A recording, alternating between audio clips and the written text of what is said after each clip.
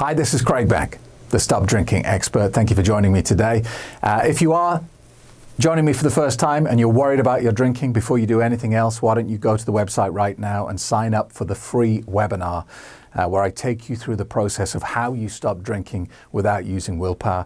The website is www.stopdrinkingexpert.com.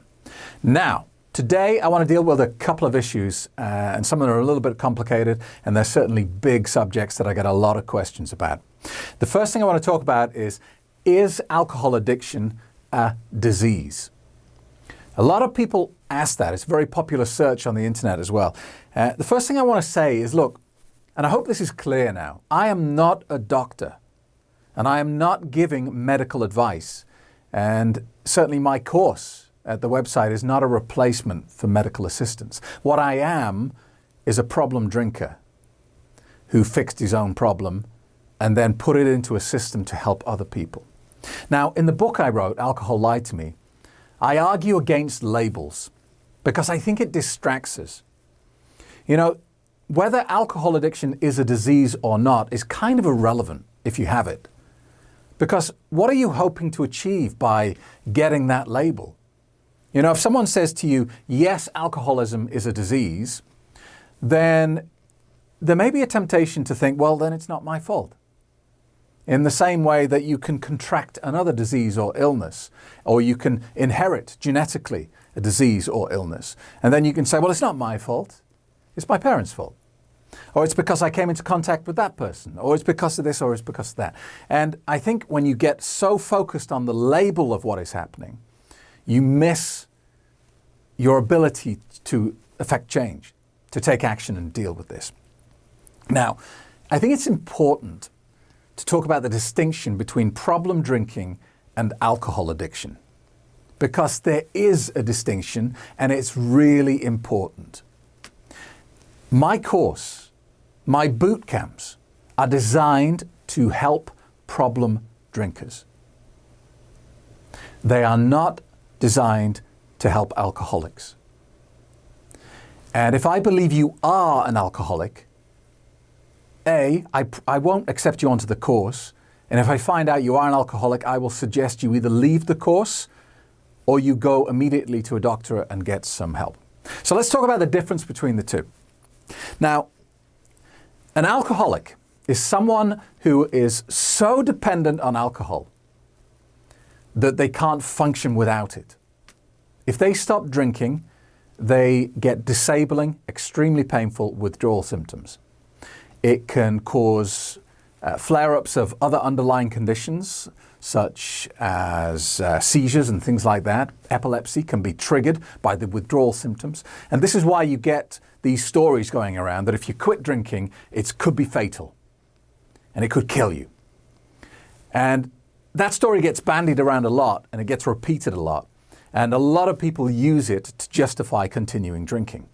But the reality is that is only true for people who are alcoholics. Their body has become physically dependent upon alcohol.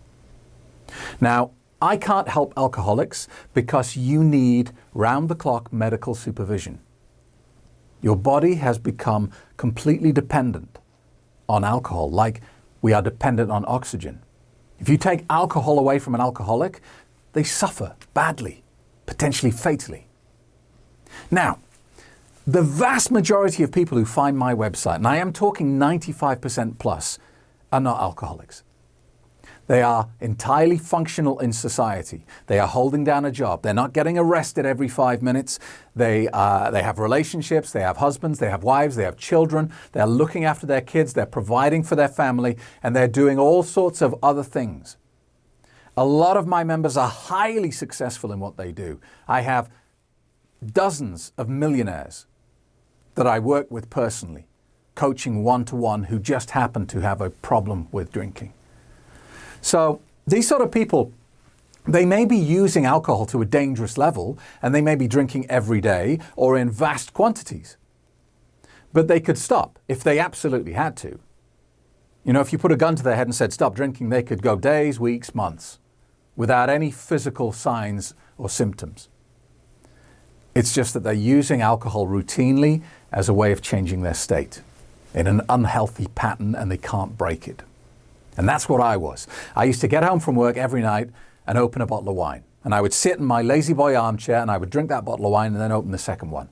I'd have 2 bottles of wine a night every night of the week, and it went on for a decade. My health was crashing. My blood pressure was through the roof. I had a pain in my side that wouldn't go away. I had sleep apnea. I was waking up in a panic 4 or 5 times a night, and I woke up every morning exhausted. My marriage was failing. I was a terrible parent. It was destroying my life. I can go on with all the problems that alcohol was causing me. But if you put a gun to my head and said, stop drinking, I could have stopped drinking without any physical signs. And that's how I know I was a problem drinker and not an alcoholic. So, when we talk about whether alcoholism is a disease, when you talk about problem drinking, I don't think it helps to apply that label. When you're talking about alcoholics, then yes, it kind of fits the broad definition of what a chronic disease looks like. Something that is persistent and there is no cure for. And there's lots of things like this, like diabetes. Diabetes is a chronic disease. And the word chronic doesn't mean extreme or terrible, it means persistent. And alcoholism is another disease that is categorized as being chronic, as in it's persistent, there's no cure, there's no silver bullet, there's no tablet you can take that will make it go away, and there is no vaccination that you can give people to prevent them becoming alcoholics. Now this is important because once you understand that this is, when you get to this level, it is a disease. It is something that has been studied medically and clinically and researched. Once you understand that, you realize that you can take a lot of the blame away. You are not an alcoholic. You are not a problem drinker because you are weak-willed, or that you are a failure, or that you just haven't got the willpower, or whatever other thing you want to point at yourself. Whatever any other sort of self-loathing and self-criticism you want to fire at yourself is pointless. A problem drinker is someone who is in a bad routine with alcohol and they can't get out of it. I help those people. Alcoholics in a chronic disease scenario. And so when you understand that, it helps you focus on what the solution is. I was going to say cure, but there is no cure. And the way I describe it to my members is you have an evil clown living in your head. Because you have to separate yourself from your addiction. You are not the addiction. You are the loving, caring person that looks after their family, that has great friends, that everyone loves being around, that provides, that does the job, and so on. That is you. The addiction is something that lives in your head, and I label it the evil clown. You invited it in through your repetitive use of alcohol, and it will never leave. But what we can do is we can starve it of oxygen.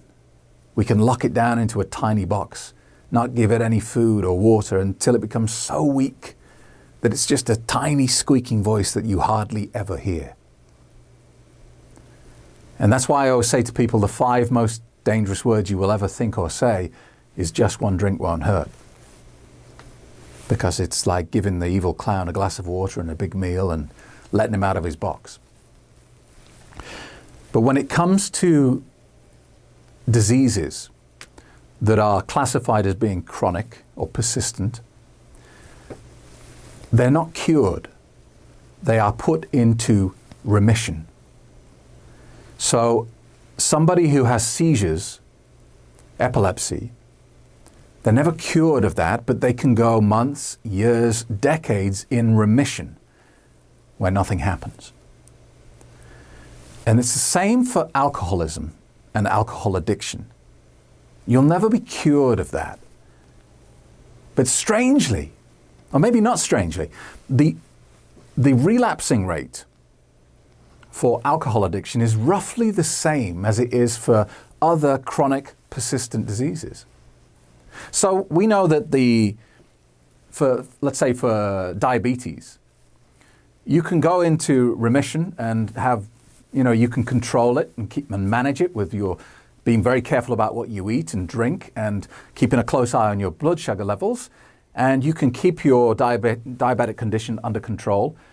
And we know that there's something like a 50% relapse rate with diabetes.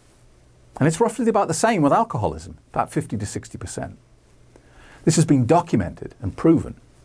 So what this means is, if you fall off the wagon, it doesn't mean you're broken. It doesn't mean there's something really wrong with you. It doesn't mean that the system you use to get in control of this problem is bogus or doesn't work. You know, I have this problem with my members in that they have huge success and they go 1 year clean, 1 year without a drink of alcohol. And then they make that mistake, and everyone makes this mistake of thinking, maybe I never had a problem at all. Maybe I can just have one drink, it won't hurt. And bang, they go straight back into the loop of problem drinking. But now they've got another problem, because now they've lost faith in the system. Now they think, hang on a minute, this guy Craig Beck doesn't know what he's talking about because I drank again, and what am I going to do now? Nothing works for me. Exactly what we expected to happen happened. It's, to put the pressure on yourself to say, that's it, I'm never going to drink again, is crazy. You're just making life even more difficult for yourself. That sort of pressure, that's like somebody with epilepsy saying, right, I've had my last seizure. I'm never going to have a seizure ever again. And if I do, I'm an absolute failure. It's nonsense. You have to stay in the moment, and you have to deal with this one day at a time. Stop beating yourself up about stuff. I have people on my course, some of them, they just get it.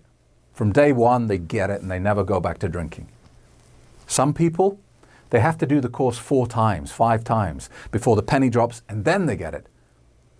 And then other people, they do 3 months, going great, and they drink again. They go back to the start. They do 3 months, they drink again. They do 6 months, they drink again. They do 12 months, they drink again. And it's a longer process. But never point the finger at yourself and say, this is because I'm not a very good person, or I'm a failure, or I'm weak-willed, or whatever. All this addiction, all this dependency stuff is very heavily researched, and we understand it extremely well. Alcohol is a drug that we don't even like to call a drug, because so many people are addicted to it. And so many people get offended when you attack their drug of choice. It's not a harmless social pleasantry. It's a very powerful, effective drug that's very good at what it does. That's why it kills 3 million people every year. So, today's video is a little bit in depth, I think. Maybe a bit too heavy. So I'm going to end it there before I bore you senseless. You can also get this as a podcast as well, by the way. And don't forget, go to the website right now and sign up for the free webinar, which is at www.stopdrinkingexpert.com. If this has opened up more questions than it answered, then please email me and I'll try and clarify, and I'm always happy to answer any questions you've got. Thank you so much for joining me today, and I will see you in the next episode.